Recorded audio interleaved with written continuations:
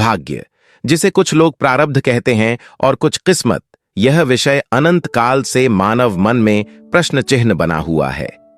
क्या हमारा भविष्य पहले से ही लिखा जा चुका है या हम स्वयं अपने भाग्य के निर्माता हैं?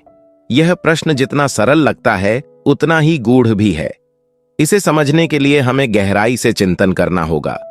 कुछ लोग मानते हैं कि हमारा जीवन पहले से ही निर्धारित है और हम बस उसी पटकथा का पालन कर रहे हैं जो विधाता ने लिखी है। लेकिन क्या सच में ऐसा है?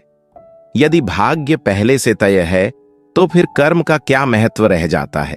गीता में श्री कृष्ण कहते हैं, कर्मण्येवाधिकारस्ते मा फलेषु कदाचन, यानी मनुष्य का अधिकार केवल कर्म करने में है, फल की चिंता उसे नहीं करनी चाहिए। इसका अर्थ यह नहीं कि भाग्य तय है, बल्कि यह कि भाग्य कर्म पर निर्भर करता है। हम जो बीज बोते हैं वैसा ही फल पाते हैं। क्या सब कुछ पूर्व निर्धारित है? अगर भाग्य पूरी तरह तय होता तो प्रयास करने का कोई औचित्य ही नहीं रहता। लेकिन हम देखते हैं कि दुनिया में जो परिश्रम करता है वही सफल होता है। अगर कोई किसान खेत में बीज न डाले तो क्या फसल उग सकती है?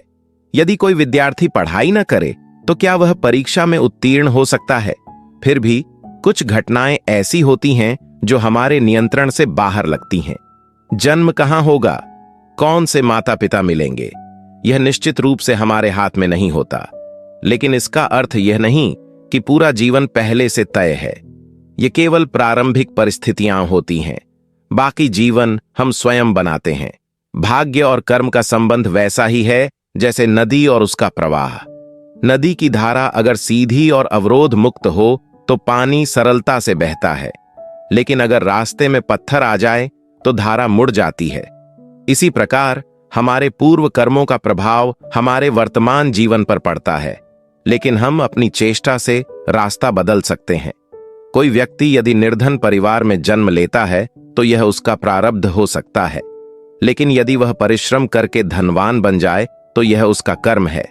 यदि सब कुछ पूर्व निर्धारित होता तो कोई भी अपनी स्थिति बदल नहीं पाता।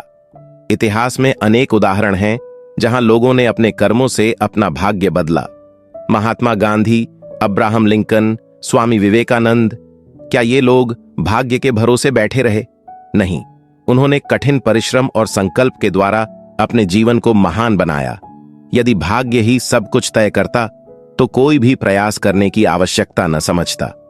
ध्यान देने योग्य बात यह है कि भाग्य और कर्म एक दूसरे से जुड़े हुए हैं। भाग्य हमें एक आधार भूमि प्रदान करता है, लेकिन कर्म ही उसे दिशा देता है। जिस प्रकार मिट्टी पहले से होती है, परंतु किसान तय करता है कि उसमें कौन सा बीज बोया जाए। बहुत से लोग भाग्य का बहाना बनाकर कर्म से बचने की कोशिश करते हैं। वे कहते हैं जो लिखा होगा वही होगा, लेकिन यह सोच उन्हें निष्क्रिय और असफल बना देती है। मान लीजिए कोई व्यक्ति नदी किनारे बैठा रहे और कहे कि यदि मेरी किस्मत में भोजन लिखा होगा तो नदी से मछली स्वयं मेरे हाथ में आ जाएगी। क्या ऐसा होगा? नहीं, उसे जाल डालना होगा, मेहनत करनी होगी।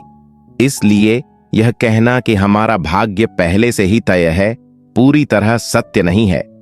प्रारब्ध कुछ हद तक पूर्व निर्धारित हो सकता है, लेकिन कर्म द्वारा हम अपने भविष्य को बदल सकते हैं। जैसे एक कलाकार कैनवास पर चित्र बनाता है, वैसे ही हम अपने कर्मों से अपने जीवन की तस्वीर गढ़ते हैं। इसलिए कर्म करते रहें, प्रयास जारी रखें। भाग्य कोई जड़ सत्य नहीं, बल्कि एक प्रवाह है जिसे हमारे कार्य दिशा देते हैं। स्वयं पर विश्वास करें और अपने भाग्य के निर्माता बनें।